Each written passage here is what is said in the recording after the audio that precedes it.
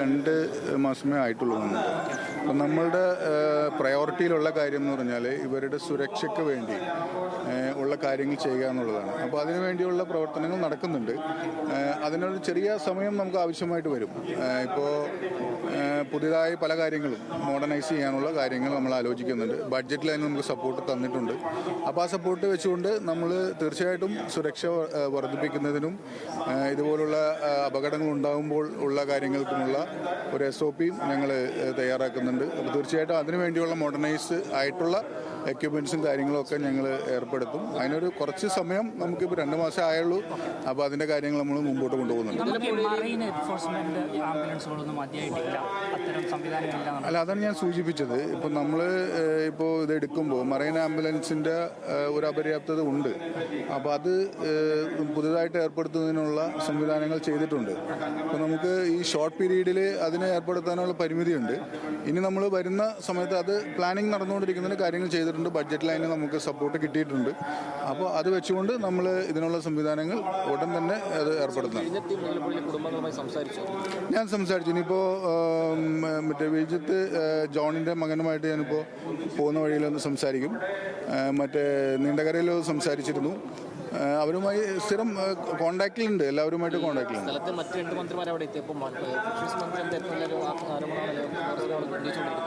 അല്ല, നമുക്ക് ഇത് ഏറ്റവും കൂടുതൽ നമുക്ക് ആവശ്യമായിട്ടുള്ളത് സെർച്ച് നടക്കുക, കാര്യങ്ങൾ നടക്കുക എന്നുള്ളതാണ്. ഏറ്റവും പ്രയോറിറ്റി നമ്മൾ അതിനാണ് കൊടുത്തിട്ടുള്ളത്. തീർച്ചയായിട്ടും അതിൻ്റെ പുറകിലുണ്ട്. അത് ഫോളോ അപ്പ് ചെയ്യുന്നുണ്ട്. തീർച്ചയായിട്ടും അവരുടെ ഒരാളെ നഷ്ടപ്പെടുമ്പോഴുള്ള ദുഃഖം നമുക്കെല്ലാവർക്കും അറിയാം.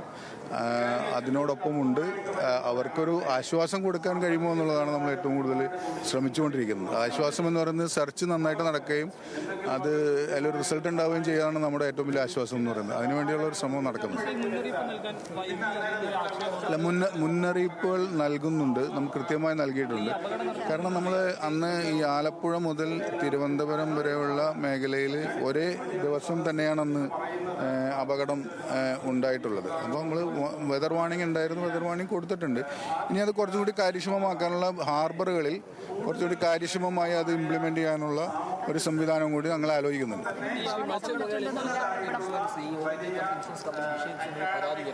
അതെ, ഇൻഷുറൻസിൻ്റെ കാര്യം ഇപ്പോൾ നടന്നതിലുള്ള സംഭവങ്ങൾ, പഴയ സംഭവങ്ങൾ ഉള്ളതെല്ലാം നമ്മൾ നോക്കി അത് കറക്റ്റ് ചെയ്യുന്നുണ്ട്. ഇപ്പോൾ അല്ല, അങ്ങനെ പർട്ടിക്കുലർ ആയിട്ടുള്ള കേസുകളുണ്ടെങ്കിൽ തീർച്ചയായിട്ടും അത് പരിശോധിച്ച് നടപടിയെടുക്കും. നോർമലി ഇൻഷുറൻസ് ചെയ്ത് ബോട്ടാണ് ഇൻഷുറൻസ് ചെയ്യാറുള്ളത്. വലക്ക് ഇൻഷുറൻസ് സാധാരണ ഉണ്ടാവാറില്ല. ബോട്ടിന് ഇൻഷുറൻസ് ഉണ്ട്. ഇൻഷുറൻസ് ഉള്ള ബോട്ടുകൾക്ക് ഇൻഷുറൻസ് കൊടുക്കാറുണ്ട്. അങ്ങനെ ഏതെങ്കിലും പർട്ടിക്കുലർ കേസിൽ കൊടുത്തിട്ടില്ലെങ്കിൽ തീർച്ചയായിട്ടും അതിന് നടപടിയെടുക്കും. അല്ല, നമ്മൾ ഈ രജിസ്ട്രേഷൻ പ്രശ്നങ്ങളുള്ളത് അല്ലെങ്കിൽ ഇൻഷുറൻസ് ടെക്നിക്കൽ പ്രശ്നങ്ങളുള്ള കാര്യങ്ങളാണ് ഡിലേ വന്നിട്ടുള്ളത്. അല്ലാതെ ഒരു ബോധപൂർവമായി കൊടുക്കാത്ത കേസുകൾ അങ്ങനെ ഡയറക്റ്റായിട്ട് വന്നിട്ടില്ല. അങ്ങനെയുള്ള കേസുകളും പരിഹരിച്ച് കൊടുക്കാനുള്ള ശ്രമം നടത്തുന്നുണ്ട്. Thank you.